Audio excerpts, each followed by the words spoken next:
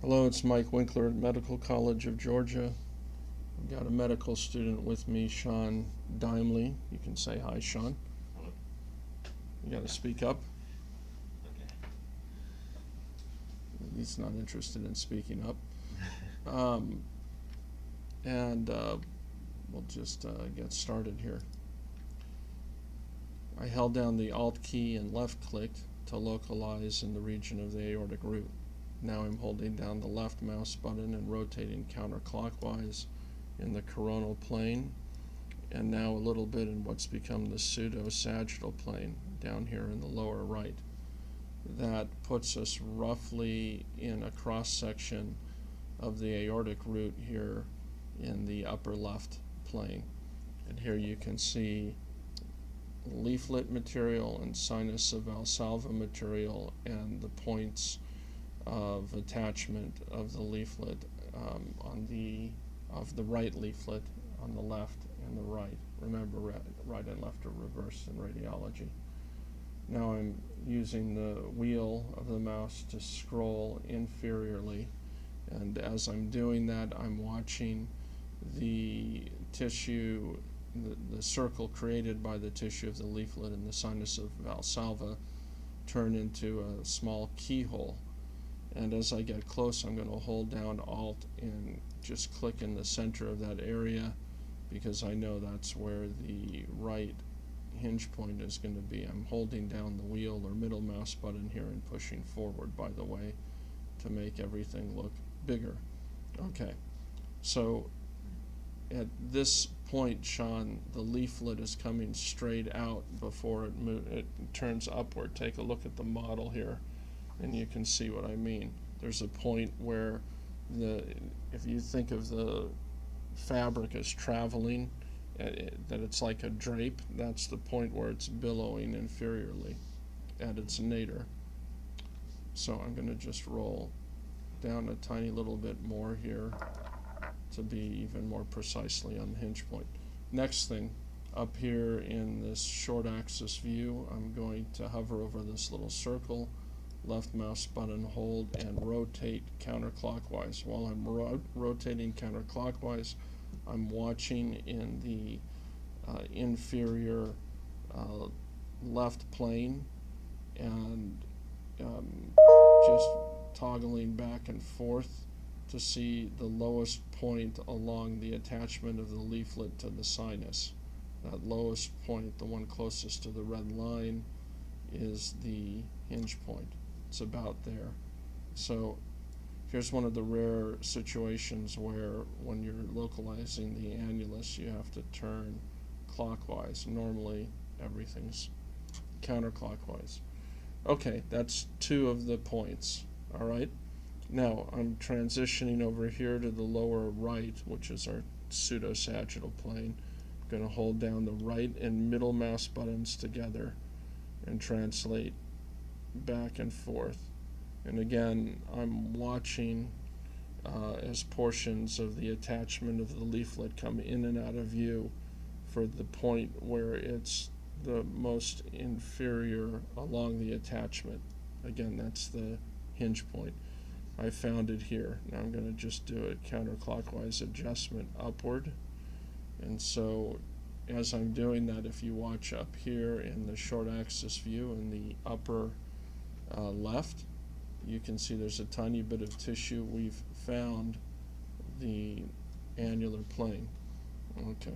Now, one thing I didn't do before I started is a volume rendering with the automated tool in the TAVR workflow. That's up here, the aortic root tool. So rather than mess up my alignment, and since we just spent that time finding it, I'm going to do a clear and a reverse there to clear data out of object space. I'll also, well, if I do a save scene, it'll, damn it, I did do it. Ay caramba. So if I'll just grow it back in from here. It's a quick thing. This patient's had a bypass, by the way. That's all root. That's all root. I'm just using this overlay to quickly grow everything back in. And we'll hit Add Select. I'm going to turn on this green overlay and then just translate back and forth a little bit through our data.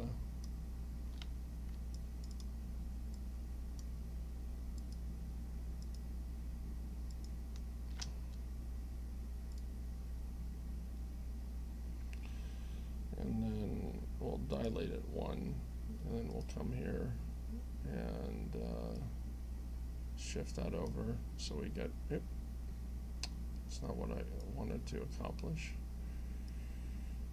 Shift that over like so, so we get a calcium map. All right, and next thing we'll do is sort of click in the center of that. We'll turn off our mask, and we'll go back to our workflow to measurement and click here, drop our points for left, right, and non-leaflets, and then click our 3 cusp view, capture. We'll come back at the end and do our cusp overlap view, because that'll mess up the axes if we do it now. Holding down the control key and rotating the entirety of the screen, that doesn't change the orientation of the crosshairs, just the orientation of the pictures. And I'm doing this so when I measure the coronary heights, I'm just dropping a line straight down. Here I'm rotating clockwise up there. And you had asked the question about whether there was a single origin or 2 origins for the LAD and the circumflex. It looks like there's a diverticulum off of the sinus rather than a main. I think we're going to get into a semantic discussion. Anyway, dilated is good. So even though that height of that is not so good, the ostium is so wide, it's not going to be an issue. I'm also going to measure the sinotubular junction to annulus distance here. It's usually the shortest distance near the left sinus. I'm going to take that picture. With the C key. Bringing up a ruler, you press the D key, by the way. I'm going to keep turning clockwise up here in my short axis view in the upper left to bring the right coronary into view down here to do its measurement. And take a picture. Capture. All right. So while we're here, we can localize above the membranous septum and turn our axes so that we can get a measurement of the greatest distance from the annulus to the myocardium, and in this particular instance, that's about 5 millimeters.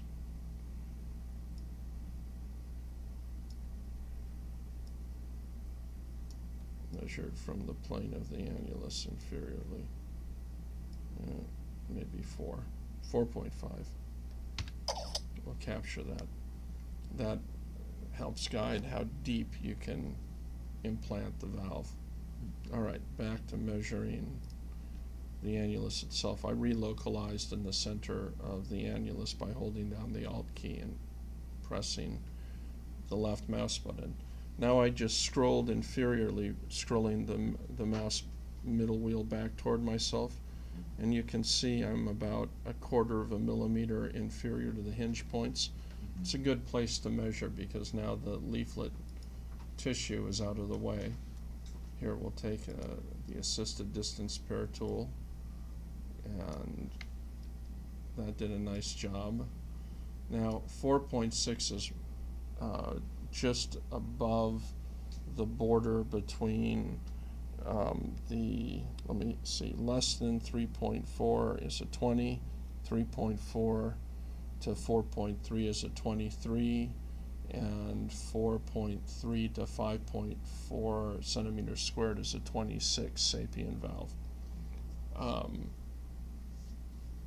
So above 5.4 is the 29. I can't remember the upper limit. So anyway, that's good. There's no calcium in the the superior left ventricular outflow tract, which is another good, a favorable thing, a nice thing to have. Okay, so other measurements, we're just going to come up here to the mid-sinuses of Valsalva. There again, you can see that it's sort of a diverticulum, that the LAD and circumflex are coming off. Let's measure just inferior to that. And the 3 sinus to commissural distances are here.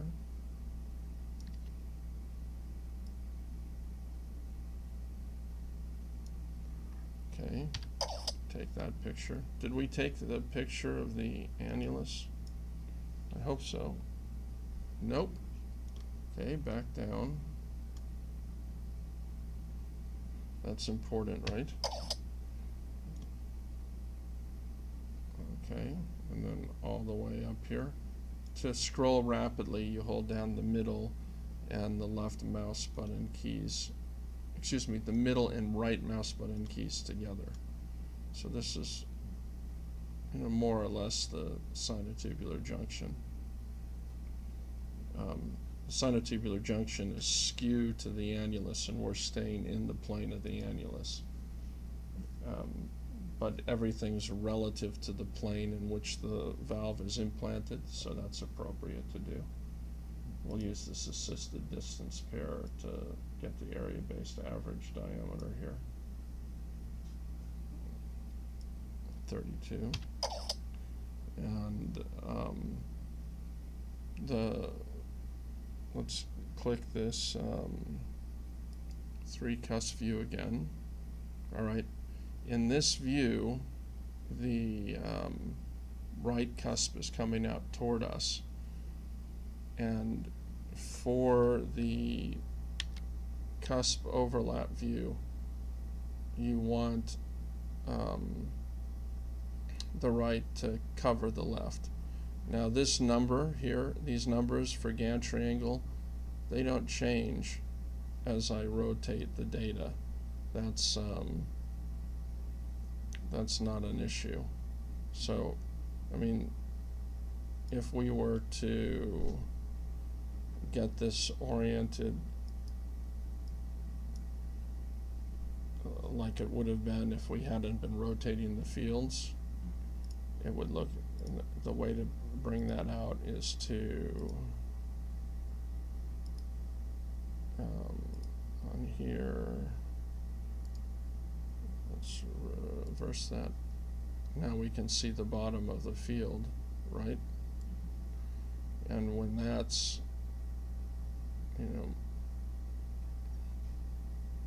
more or less like that, well, it's a caudal projection.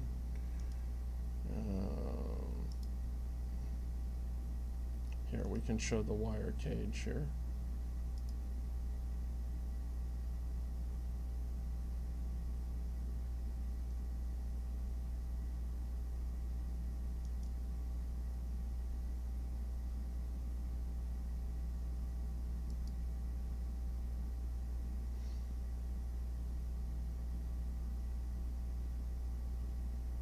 Yeah, I'm not exactly sure how to, you know what we can do? Here, if we rotate it like this, so that the bottom of that data is at the bottom. That should help. Yeah.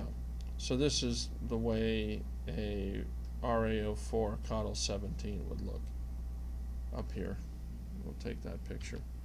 Okay, so we have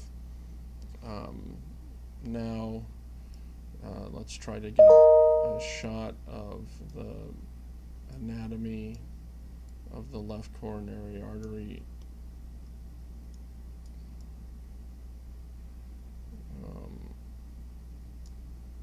Just move that L out of the way. That gives you a sense of what you were asking about. I'm going to hit reset there.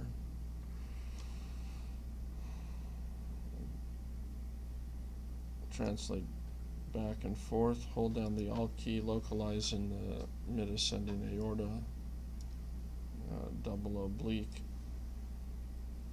And you can see here that the bypass graft to the right is coming off right here in the mid-aorta.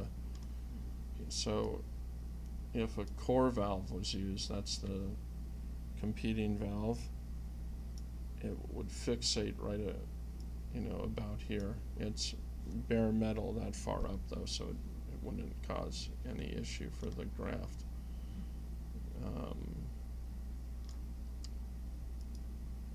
So we'll just do area-based average diameter again. I'm going to have to redraw this one, I think. Oh, I didn't do that bad. And capture that. And we'll do another reset, and we'll get the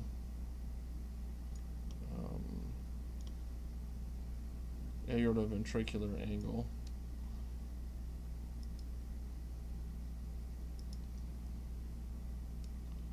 I'm not super happy with this particular measurement.